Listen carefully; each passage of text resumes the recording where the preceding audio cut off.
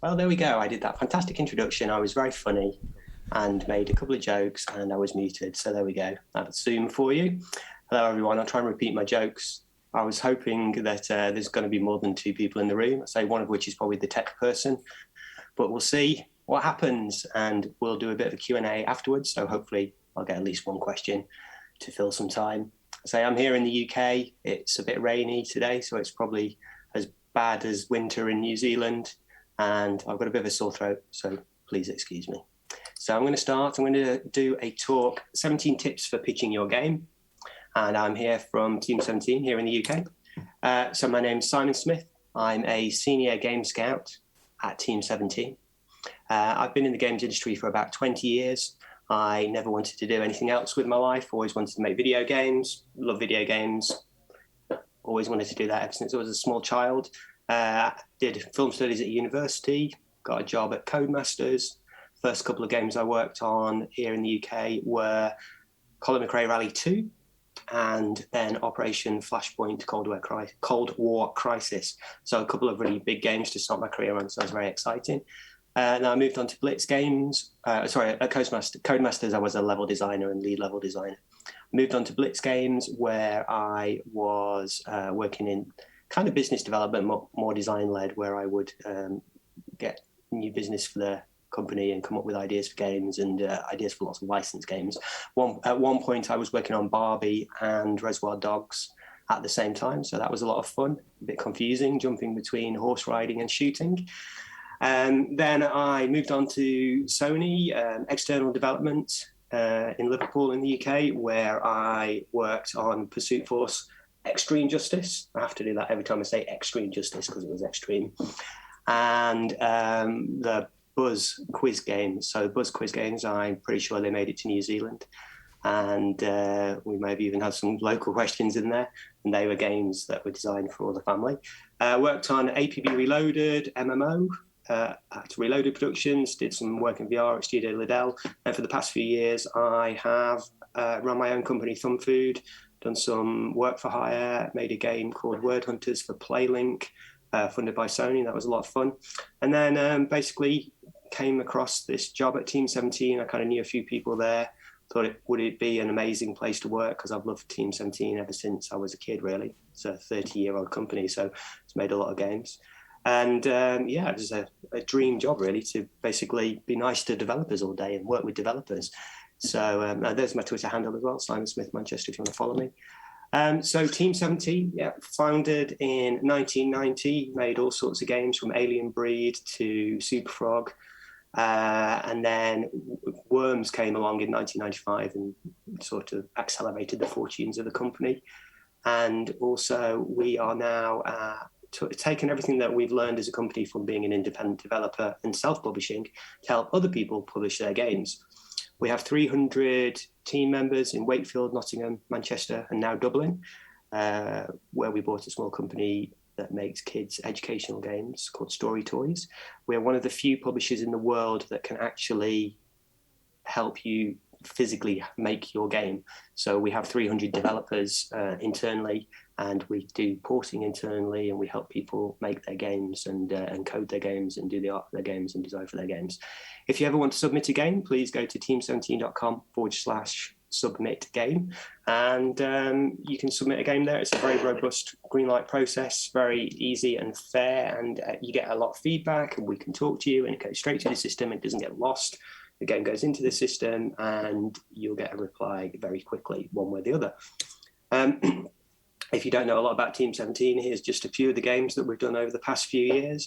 As you can see, we are currently, with Hell Let Loose, before we leave, moving out, Golf With Your Friends, we are currently on our quest to sign up every developer in Australia and New Zealand.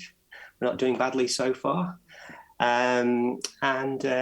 So Worms Rumble, Blasphemous, Narita Boy, Overcooked, a lot of big games. And if you'd like to see your game up there as well, just give us a shout. Right, so on with the pitch, as I've talked rubbish for 5 minutes. 17 tips for pitching your game. So this is a lot of stuff. I've been tweeting tips as well, and this is sort of an expanded version of tips I've been tweeting as well. So I'm just going to go through one by one. Tip number 1, establish credibility. So if you can, I tried to do that at the start of this presentation. I've talked about myself a little bit, where I've worked, what games I've worked on, some of the interesting things I've done. So hopefully that's given you a vague credibility from me, what my experience is, where I've worked. So if you can put this into a presentation or information that you send out to a publisher or any sort of funder, what's the team? What's your experience? What games have you made? Have you won any awards? Is there anything else you can talk to us about? I mean, even if it's just a local business award, it doesn't necessarily have to be a BAFTA Games Award. You could have won, a Auckland Business of the Year startup award, something like that, and that's still great because it shows that you're a proper business, you're doing stuff, people think that you are good at what you do in some way. So anything that you can do to establish credibility and put that information in any presentations you do as well. Number two, this is a massive bugbear for me because I spend so much time chasing people down when I shouldn't really need to. Just put the information, make it available. Have a website with a contact email address. Even if it's a web form, just have some way of contacting you, because it takes up so much of my time to do this when I could be doing more interesting stuff, more helpful stuff. Put contact email, web contact form, have Twitter available, make sure that your DMs are open so we can message you. Have a Facebook account, Discord, make it so we can contact you on Discord. Put links on your Steam page. The amount of people that put games up on Steam and then you can't contact them in any way. I found one developer recently had a really cool game, and the only way I could find of contacting him was through his personal Instagram account. And it was just taking too much effort, and I've got, I've got lots of games to look at, and just make it easier for the publisher or the funder, make it easier for us to contact you. Practice networking. This is important. How do you interact with people? How do you get people to learn about your game? How do you get people excited about your game?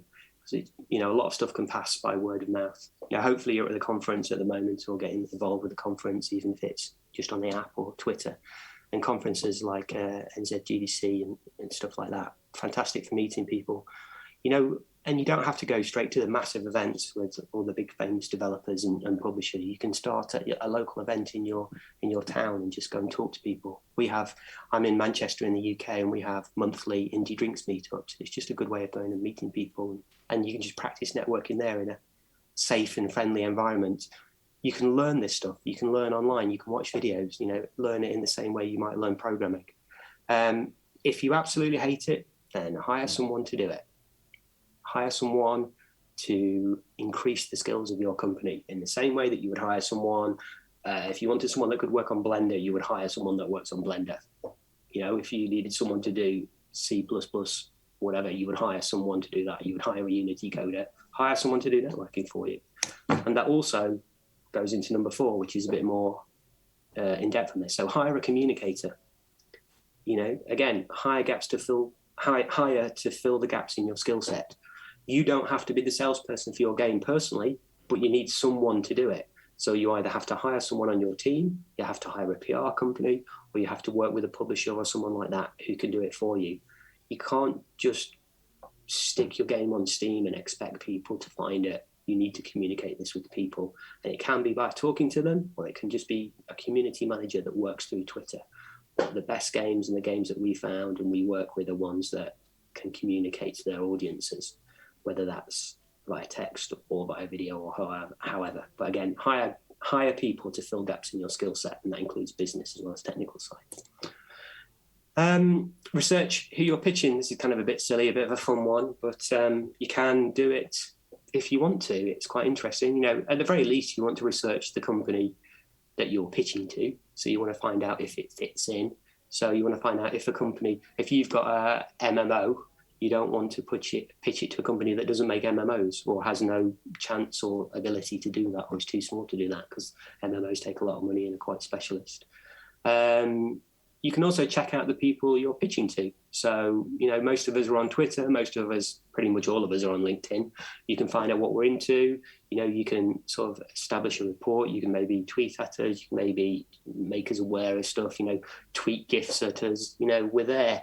Particularly someone in my job who's sort of 24/7 looking for games, you can tweet stuff at me and people in my job will be interested in what you've got to say. We'll probably tell you to submit the game officially, But yeah, talk to us, see what we're into. If you look on my Twitter, you can see what games I'm into quite often. You can see I tweet about music and films and all sorts of stuff. And again, it's about establishing a rapport. And we're all online. Like I said, we're on social media, LinkedIn. Just have a look. Don't get too stalky.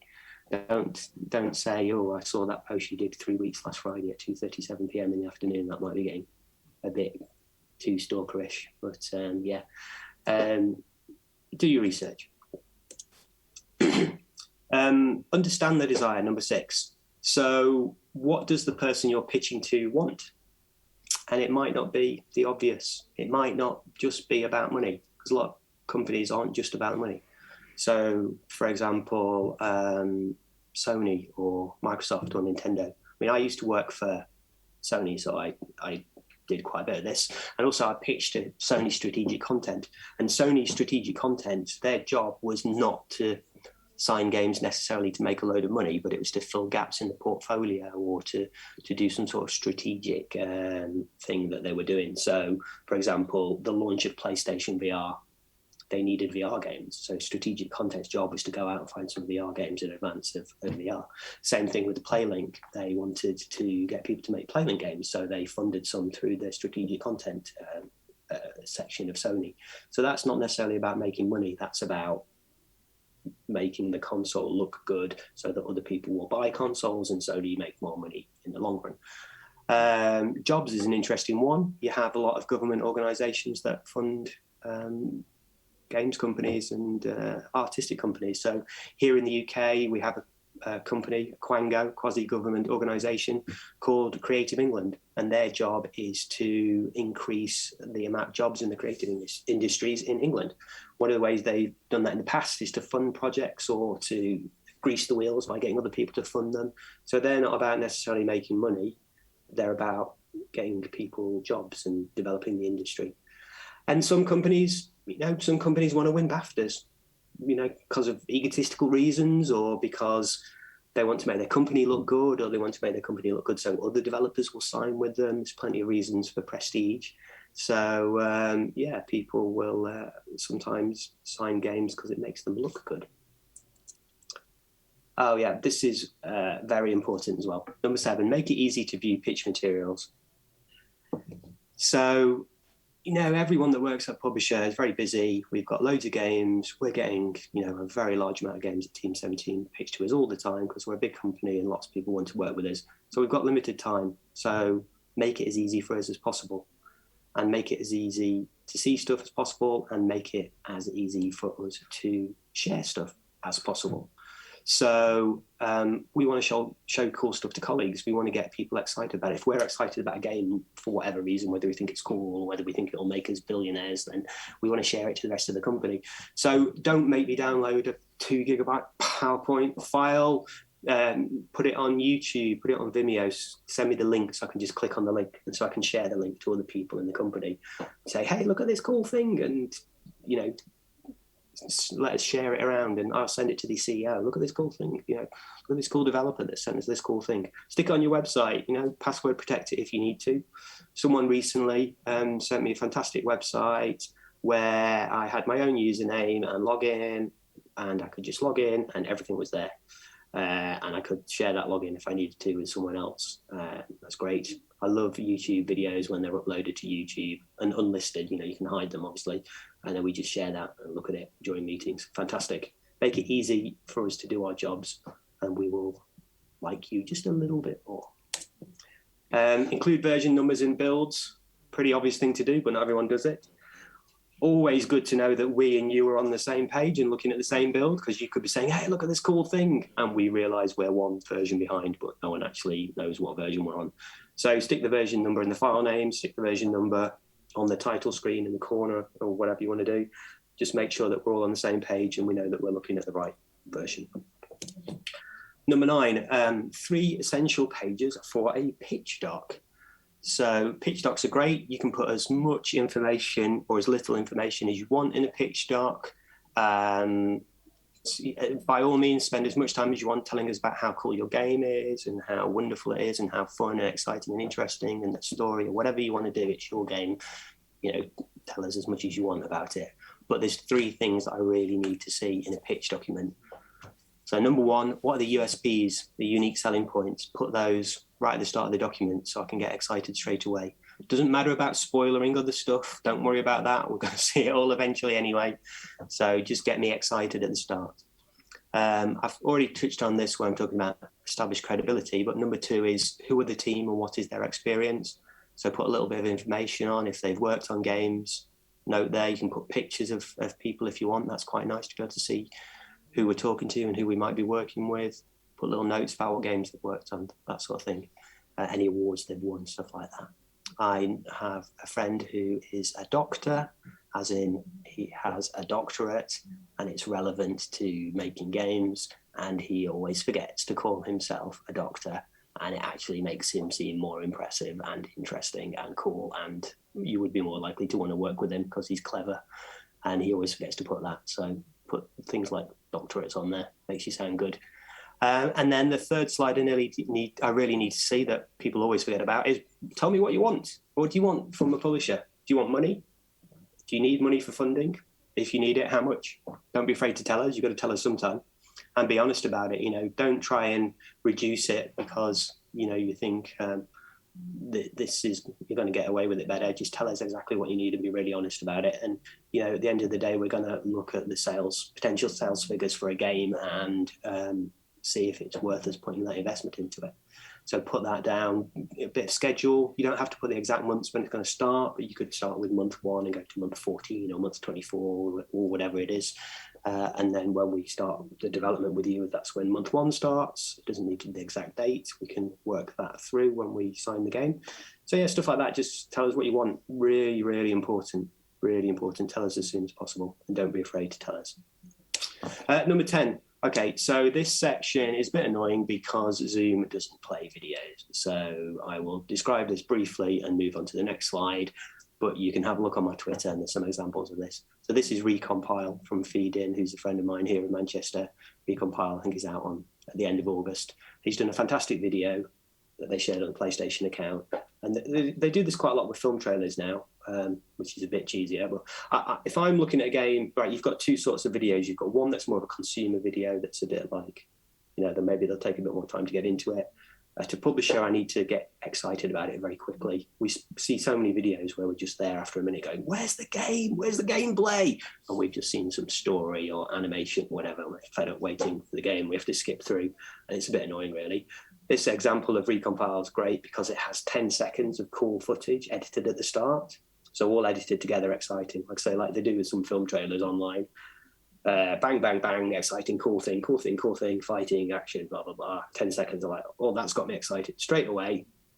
And then it goes into the full trailer. There's a little bit of slow build music and goes into a full trailer for the game and builds up again. So it's great. It gives us this taste of the game and stuff. You can see that on my Twitter, or you can Google Recompile videos. There's an example for a screenshot from it.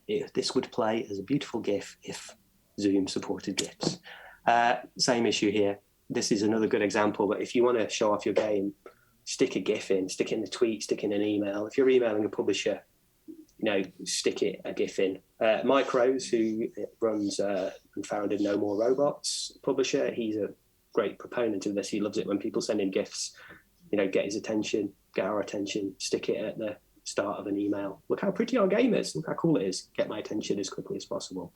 So there's some examples of great GIFs from Sable, Narita Boy, Recompile, and Overcooked. Just whets my appetite, gets me excited. I actually saw someone doing a thread of, hey, please pitch your games to me on Twitter yesterday. And people were just like putting text or maybe a link to their website. And like, no, put a GIF in, just get a GIF in there. It looks fantastic. And everyone else who sees that thread will see it as well. Number 11, don't assume we know everything.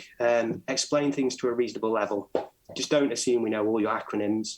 You might have put some acronym that we don't know what it means. Does everyone know what a CRPG is? There's so many different variations of RPGs with another letter in front of it. ARPG, MMORPG. Not everyone knows everything. And also, we might be showing this to someone in a different part of the business that doesn't know everything. So if you put too many acronyms in your documentation, people are going to feel stupid and not know what it is. Don't assume we know every obscure game that you're referencing. We probably will, because we know a lot of games, and between our team, we've played a lot of games, so we probably will know that. But don't assume anything. Don't assume that we know games. Don't assume we know acronyms. Don't assume we know everything that you're referencing. Explain it at least a little bit. Number 12, do some benchmarking. So this is interesting, because it helps us. It gives you an idea of your own potential success, and it gives us a start point when we're looking into sales for your game. So if you can maybe put 3 games that are similar in a similar genre, maybe you've got some sales for them, some information, some idea from VG charts or Steam Spy, that sort of stuff. Put it in the document. It also shows that you're thinking about the commercial side as well, and you're thinking about how things work and where the money's coming from and what genre you're in and what you're competing with as well. So it gives us some confidence that you're intelligent people and have thought about this as well, which is always nice. 13, I've said this already about the documentation, but yeah, just tell us what you need to make the game. Don't be shy. Tell us straight away. If you need $1 million, tell us you need $1 million. We're going to look at it anyway and see if it's going to make more than $1 million. If it's going to make less than $1 million, we're unlikely to sign it for $1 million. Also, have you got any deals already? Again, don't be shy. You might have signed a deal with some obscure mobile publisher in China, and that affects what we would be able to offer you, because then we won't be able to sign it with an obscure mobile publisher in China. What's the development timeline? Put that down as well. When you start, when you finish. And if you've got an idea of when it comes out as well, please give us that information. 14, adapt to win. This is just a little bit of a story. Always have a backup plan.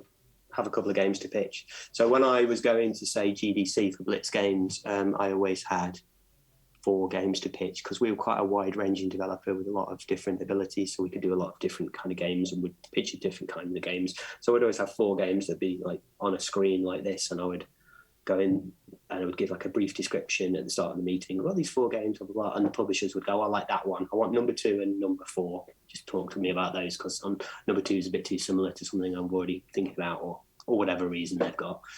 So it's always good to have a backup plan, because you might go into a meeting with a publisher. You might go into a meeting with a racing game and the publisher says, we don't do racing games, or we've got 5 racing games, we don't want it anymore. And end of meeting. It's a bit rubbish. So if you're a general developer and doing lots of different ideas, then yeah, communicate those and have them as well. This picture's from myself on the left and Mark Hardesty at Blitz Games on the right. And we were doing a meeting, I think it was about Zappa, which was our sort of version of Frogger that we were making after we made Frogger 2. And we were talking to Atari just about how it was going with the game and stuff, and just sort of casual over coffee. Atari, we've got this, Atari was saying, we've got this license to do this cool game. And we're talking to this other developer about it, doing a pitch. And so Mark and I just like, wow, that sounds awesome. And we just started riffing and spitballing, as they say, and just like coming up with this idea for this game based on this license, and just completely from scratch. And by the end of 10 minutes, 15 minutes later, we'd pitched this cool idea that we made up on the spot, pitched it to Atari, and they gave us the opportunity to pitch that game, and we actually made a demo and got through. We did a few months of pre-production. Unfortunately, it didn't go anywhere, but that was more about the license than it was about our game idea. But yeah, it's fun. So always have a backup plan, and again, improvise but don't lie. You can make stuff up on the spot, but don't make stuff up by lying to people. Come up with ideas, that's great, but don't overpromise if you can help it. You'll get caught out. Be professional. Turn up to meetings on time. Don't have BO, etc. Don't slag off other people. I wasn't sure if you used the word slag off in New Zealand, but don't criticise other people, because it'll come back to hurt you. You'll criticise a game or a company or something at one meeting, and then 2 years later the person will have joined that company, or they'll go, oh, I used to work at that company, I really like them. And yeah, and also we're all creative people, we're all in the same industry together, we're all wanting to make cool games and do interesting stuff, so there's no reason to go around and criticize stuff and be nasty about stuff. We're all in it together. If you can't say anything nice, don't say anything at all. And always be polite. Be polite to people, say please and thank you. Pretty obvious stuff. And try not to get into arguments with publishers over emails. If they don't like your game, they don't like your game. it's best to not argue with them, because it will come back someday. Number 16, be memorable. So this is interesting. This is just a quick story about when we pitched Reservoir Dogs to SCI. So SCI, just around the time, I think before they took over, just about the time they took over IDOS, in about 2005, 2006. And I saw that SCI had bought the license to make a game of Reservoir Dogs, and I was really excited because it's one of the big films from my youth, and really wanted to make a game of it and get that opportunity. So we did a pitch for it. We'd heard that SCI had recently got a pitch from the Carmageddon, the zombie driving game, from a developer to make a new Carmageddon game.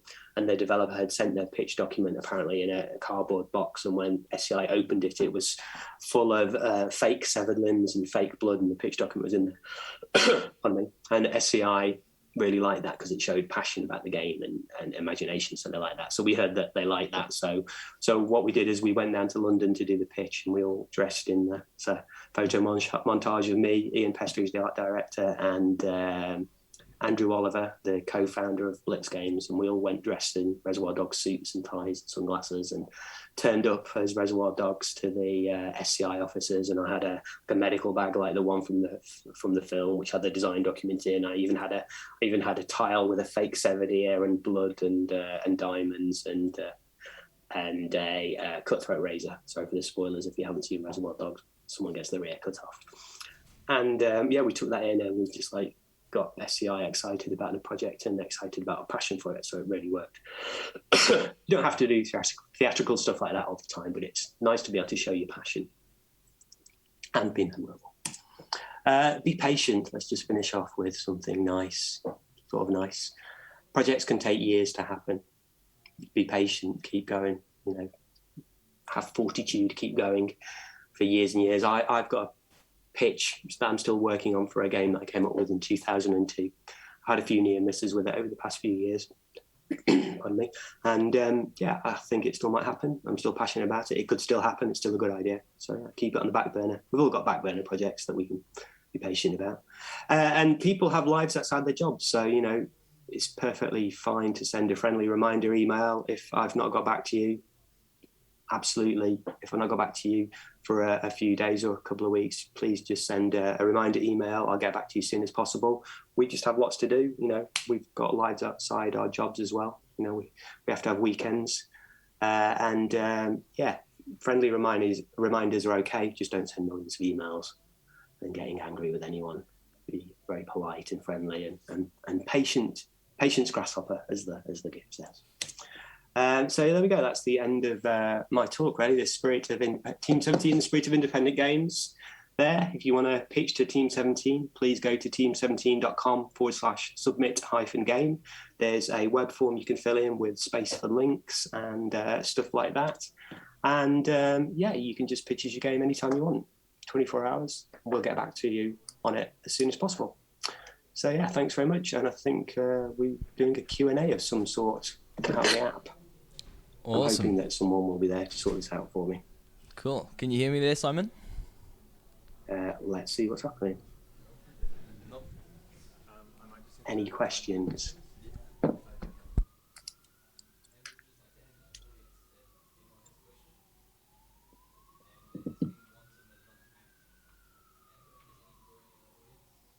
I don't actually know how to get the app to work. So there you go.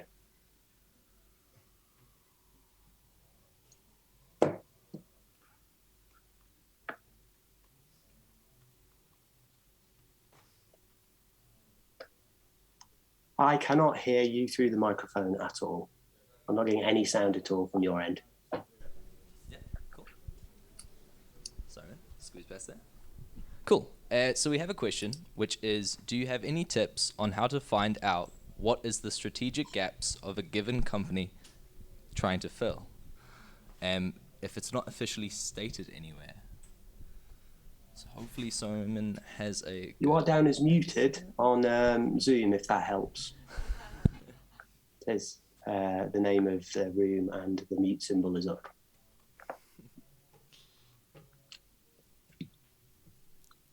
No questions in the audience? Oh, hang on. Some questions have appeared on the app. Do you have any tips to find out what is the strategic gaps a given company is trying to fill? They don't really tell you very often, but you can ask them. Sorry, I just need a drink. Yeah, I mean, it's company sensitive information, isn't it? So they're not going to go around talking about it in public.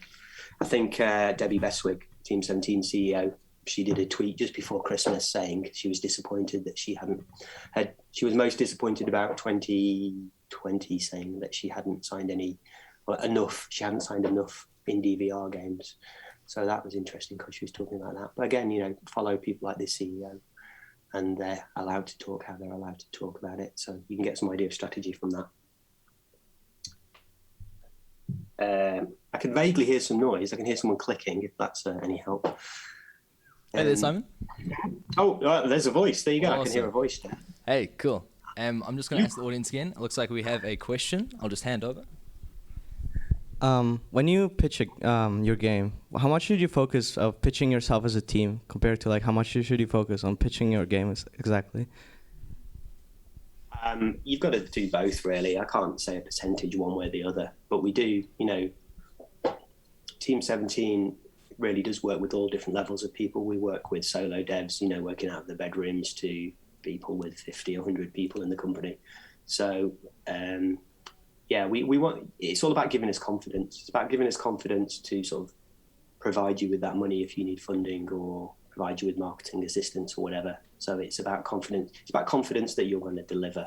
So whatever you can do to give us confidence in that. Alrighty. We've actually got one more. I'm just going to walk on over to him. Cool. Hey Simon, just curious if there's a particular time of the year in which Team 17 or other publishers actually are interested in going through the backlog of pitches that they have. We do it all the time. We do it all the time. I've not had Christmas at Team 17 yet because I only started in February, but I'm sure we'll be doing it all the way up to Christmas. Summer's actually quieter. We found that summer's quieter just because people are going on holiday.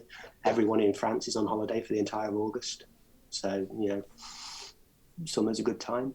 I mean, we had Gamescom this year in the summer, which was a bit different.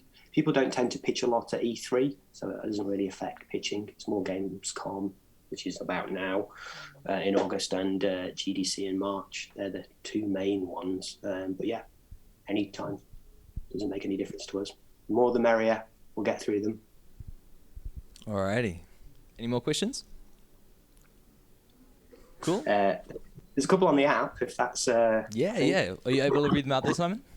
Yeah. So I did the first one about strategic gaps. To what stage of completion do you recommend a game to be before approaching a publisher? That, again, that's a how long is a piece of string question. Whatever you want, whatever you feel is going to show your game off best. We can literally sign games off a piece of paper. If it's an amazing idea or it's an amazing company that we really want to work with, then yeah, you could just literally come to us and sign, write one piece of paper or one email, and we could talk to you about that. We're probably not going to give you $1 million or something. Maybe we, sign you up on a slightly lower level than that and give you a small amount of money to, I say give, it's all recouped, maybe we would provide a smaller amount of money to create that prototype that you need to. So it can happen. But, if you're just like some person that's got a great idea, that happens all the time. So, that's very difficult. I'm not going to encourage you just to whack in random ideas and hope for the best. There's a very low hit rate on that sort of project. So yeah, I mean, we're very spoiled at Team 17 because we're such a big company and have loads of people wanting to pitch to us all the time. So we get everything from nearly finished games to vertical slices to really substantial demos. But we pride ourselves on being professional and being able to see the potential of stuff as well. So even if it's a rough demo or a video or something like that, then it's our job as professional game developers to be able to see the potential and hunt out the potential as well. So yeah, whatever you feel comfortable with. there's a similar question here. Is how far along into development would you suggest to have these games that you're pitching to people? Similar answer to the previous question, really. If you think that it's going to show off your game to the best of your ability, then do it whenever you want to do it. Another question just popped up. It is possible to get staged funding, such as dollars for a prototype, such as X dollars for a prototype, then if that is successful, Y dollars for production. Is it possible to get stage funding? Sorry, I'm reading that incorrectly. Yeah, absolutely. So, we funded games where we give them a small amount of money to make a prototype and then take that forward. We would sign you up for that prototype that we get the rights to the game, or the first refusal at least. And yeah, absolutely, a small amount of money. But again, it's really hard to get that money out of anyone. And also, the more you can do yourselves, probably the better deal you would get with the publisher as well. So if you can get funding from locally or from investors or something like that, then you'll get a better deal from the publisher. Basically, the more money we have to put in, the more the percentage goes in our direction when we're talking about royalties, splits, and things like that. Cool. I think we actually have another one in the audience for you. So when you approach a publisher or an investor, is it a good idea to, as a team, to state, your future plans and things like that? Like, what your bigger vision is, I guess? Yeah, absolutely. We definitely want to hear that. Team 17 are quite famous for being really good at doing DLC and keeping games alive and doing extra stuff for them. So if you've got a plan for DLC, or at least show us that you've thought about it, that's great. I mean, if you look at something like Hell Let Loose that just came out of early access last week, that's already announced a substantial plan for, I think it was a quarterly update, something like that. But it's announced a substantial plan, and that will have already been in the works for a long time with Team 17, and maybe was even part of the original pitch. I know that they're very keen on building the community and taking the community with them. So that's great. But not every game's like that. Some games are, story-based adventure games where you can't really fit another load of DLC. You could do spin-offs, or you could say we're going to do a sequel, or we're going to do this game this year, this game next year. So yeah, it's always good to have plans and show us. A lot of this stuff is just showing us that you're thinking about things, and someone that we can work with, and someone that's, like I say, intelligent and gonna work on stuff, make the effort, and think about how they're selling their games as well. That's good. Cool. All right, we've got some questions at the back for you, Simon. Just walking over now. Here, there. Thank you. Hi. How much concept art is important? How much concept art would you like to see in a pitch? Loads. Love it. I mean, obviously you've got to pay someone to do that. So there's a limit to the amount of, how much money you're going to spend on a pitch. But yeah, concept art's great. It gets people excited about things. It's cheaper than making videos. Then again, sometimes, it's easier for some artists to just make 3D characters and having them run around in Unreal or something as it is to do concept art. Or maybe you make concept art in 3D and stage it and take screenshots and put that in. Absolutely, yeah. Love it. It makes us, the more visuals, the better. It makes us more excited about it. Awesome. I'll just take another look around the room. Any hands floating around? Cool. And are you okay to just check the app there for me, Simon? Any new questions popped up? You were shy. No, there's no new ones on the app. Awesome. Well, I think everyone's soaked up all your tips for today like a sponge. So I just want to say thank you. I've personally found it very helpful as well. So thank you so much for having us. Anytime.